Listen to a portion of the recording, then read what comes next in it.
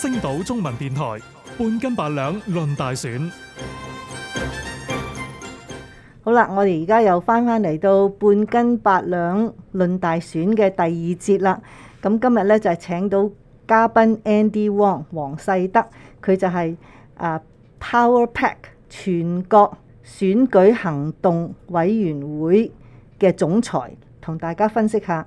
咁Andy 咧啱啱已經同大家講下，即係話唔好令到呢啲民意調查整到我哋直情相信晒，哇係拜登贏緊喎。其實我哋有好多憂慮嘅。咁而家我哋就請Andy 再繼續咁分析下啦。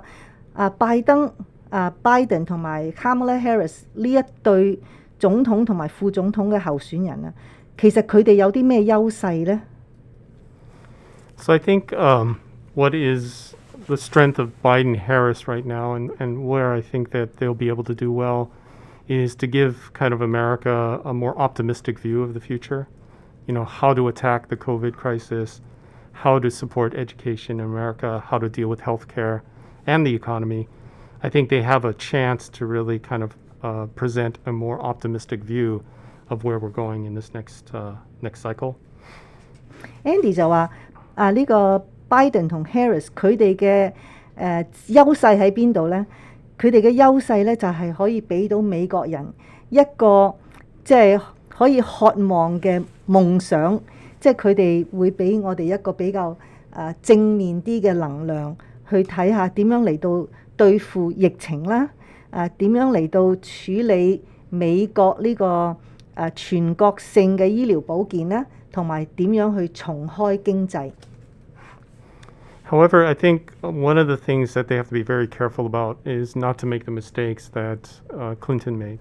And so having a very intelligent state-by-state strategy, knowing kind of what turnout is going to look like, and making sure that every vote gets counted in the states that we have been talking about. I think that's a critical piece that the Biden-Harris campaign needs to focus on. 即使Biden 同 Harris 有一個好好嘅即係政治觀念同埋睇法，但係咧佢哋要好小心，唔好再犯呢一個希拉里喺4年前嘅呢個慘敗嘅經驗啊！呢個希拉里慘敗經驗喺邊度咧？就係希拉里當時嘅團隊咧，冇話喺每一個州進行一個州性嘅選舉策略，佢哋亦都冇話去跟蹤每一個州裡面支持佢哋嘅選民，就係話要支持佢哋呢個選民呢，去到投票站，去到投咗嗰張票先至係勝利。And I think an important point for our community is, I think for Chinese voters and API voters, that it will be important for Biden-Harris to speak to those communities, because in those states that we're discussing, the margin of victory could be very, very small. And I think that it will be significant in all the states that we're going to talk about today, that the Chinese voters and the voters of color kind of come together and really turn out. Andy 咧就話呢個拜登同埋 Harris 嘅團隊咧就要尊重同埋去發動華人同埋亞裔嘅選票，因為佢哋華人啊同埋亞裔喺好多呢啲搖擺州咧都可以做出左右性嘅作用嚟嘅，所以華人咧我哋今日咧就會討論下喺邊啲州華人嘅選票係重要呢？ So I think that what's critical about Biden-Harris, in this next period, is to speak to the issues of the communities that they really need support around. And so I think digging into issues that I think are important to our communities is going to be important. So my hope is that there'll be more and more kind of engagement with leadership in our communities. And there'll be more and more engagement, in particular in these critical states, in the communities that we care about, the Chinese community, the Asian communities. And so I think that's important for them to get that message. Andy 就會建議俾呢個拜登同埋 Harris 嘅團隊喺未來呢2個禮拜呢，就盡量同我哋華人社區多啲互動，聽下社區，聆聽社區嘅聲音，嚟到發動每一個華人同埋亞裔嘅票數。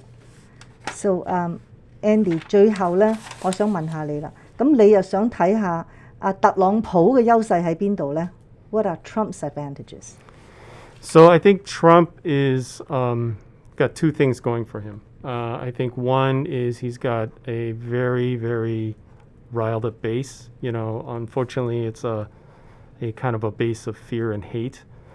So the more he can really rile them up, the more he can create chaos, the more he can provide, push misinformation, that sort of thing, the more he can actually turn out his base and his voters. So I think that's one of the things he has to do and he's going to do.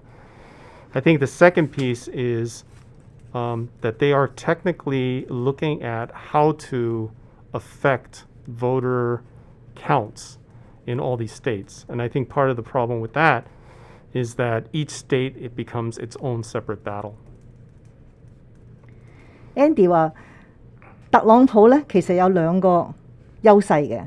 佢第一個優勢咧就係佢自己嘅基層啊，即係特朗普自己嘅草根咧係好積極嘅，同埋佢哋係即係好似個心頭掛住個勇字咁，即係好積極去參加呢一次競選。但係佢哋個積極性咧係來自恐懼同埋仇恨，所以特朗普嘅政策咧就係要不斷製造混亂，不斷製造啲恐懼同埋仇恨嘅心態嚟到發動佢呢一班基層嘅即係擁躉啦。咁第二咧，特朗普另外一個優勢咧就係佢哋個團隊咧係好注重呢個精算啊，佢哋係精打細算咁去計算佢哋喺每一個州去點樣贏呢個競選，所以每一個州咧就成為一個不同嘅戰場。So as an example, I think of things that people probably have never heard about, but the way the Trump administration has been impacting policies for the U.S. Postal Service has been obscure and actually very detrimental to the vote. So one of the things they did in Wisconsin is that they actually used an obscure piece of the law to destroy sorting machines for the USPS.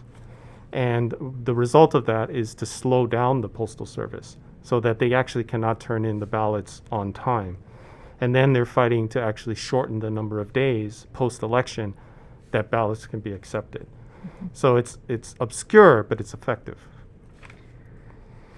Andy 就舉一個例子，大家或者都冇聽講到，特朗普咧就用呢個美國郵寄局嘅一個好古老嘅策略，就話用呢個法律咧嚟到准許郵局嚟到廢咗一部分嘅數信機器，咁咪變咗你要唔可以用呢個機器去數嗰啲信，你咪要用人手數咯。咁人手數信咪會慢好多咯。咁慢好多，咁佢又話佢而家佢要有個指令話投票之後嗰啲選票3日唔遞到去嘅咧，就唔數佢喎。